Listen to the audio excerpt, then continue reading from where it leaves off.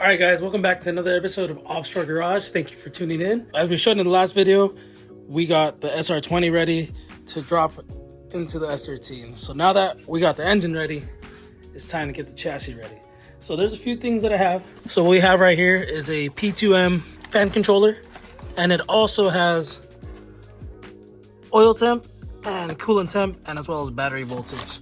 So that's pretty cool. That saves us couple bucks on a couple gauges, and I thought it looked cool. And since we're gonna have the stock ECU running the engine, we're not gonna have something to run electric fans, so that's why we got this controller. You can set the temperature and then they'll kick on and turn off at certain whatever you set it to. So that's pretty cool, right? So the second thing we got is a Grady boost controller to control the boost. Yes, you have your wastegate right here, and you can set it to whatever standard boost pressure you want, but this one will allow us to up the boost and control it for tuning, and if we want to put more boost in it. Okay, so now it's time to get the chassis ready. I know that the previous owner had these right here. I don't know where they're wired to, but we're gonna find out, because if we can use those for the electric fans, it'll be a lot easier.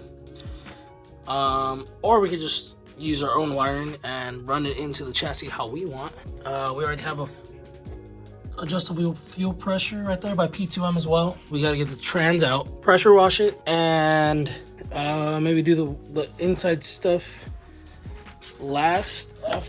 first. I don't know. Okay, guys, so what I wanted to do was take this boost gauge out, move the air fuel ratio gauge to this side, get an oil pressure gauge over here. We can add our boost controller up here, and then maybe keep this fan controller right there.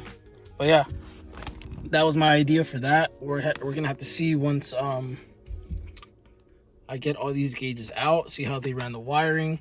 Let's hope everything's good. Okay, guys, so we got this all apart, and we're taking a look at the wiring for the gauges. So it looks like this one is just a 2-wire gauge with the vacuum line already hooked up to it. So I traced that, and as well as the air fuel ratio one, I chased it underneath. Goes right there, back over here. They just connected it to the fuse box right here. So here's the one for the AFR gauge, and then this is the wiring for the boost gauge right here. And it was through one of these mini amp ones.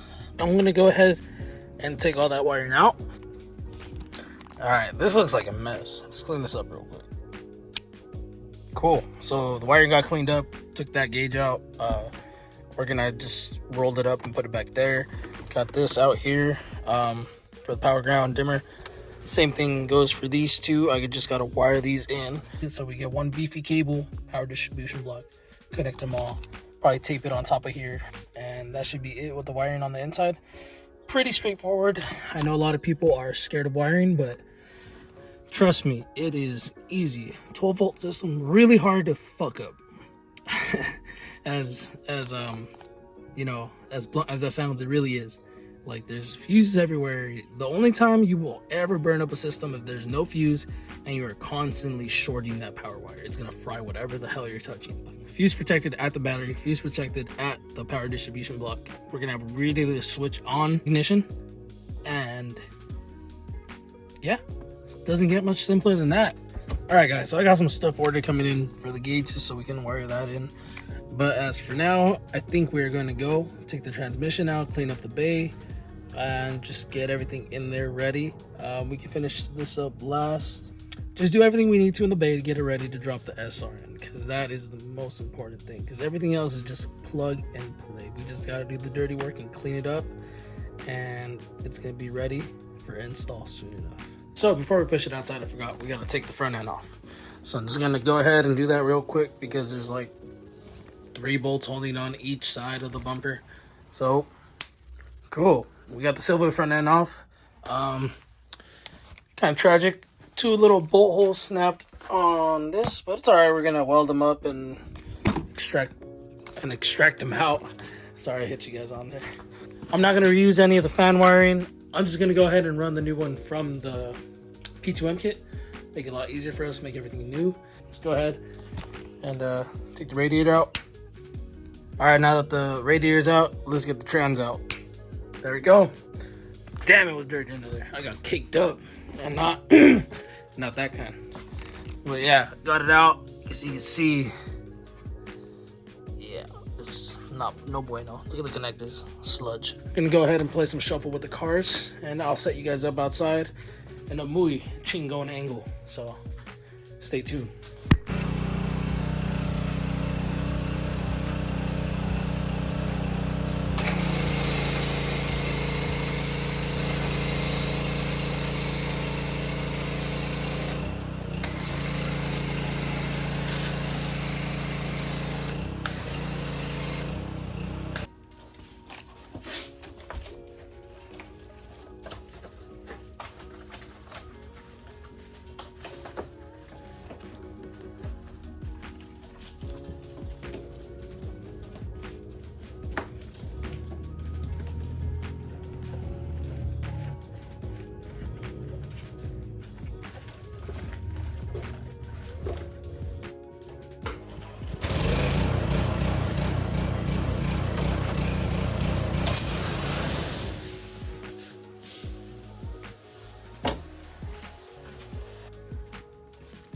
Ran out of gas in the compressor.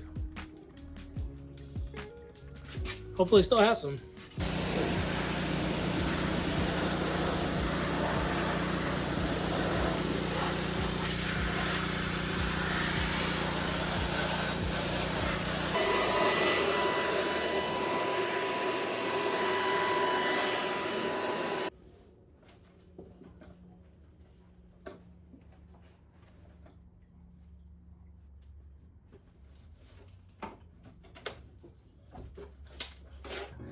Hopefully be putting in the engine. I don't know if you can see behind me, but we're gonna be putting in the engine soon. Now that we have all that, got the stuff ordered for the gauges coming tomorrow.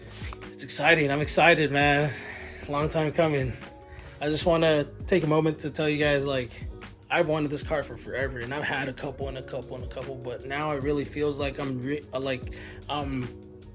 feels like I'm dreaming, but it also feels like I'm building my dream car. So don't ever let anyone or anything stop you from building your dream car. You can do it. I bought this car, well, maybe now they're a little bit more expensive, but I pieced this car together. Like, I got the chassis fully loaded with everything that I would have done to it.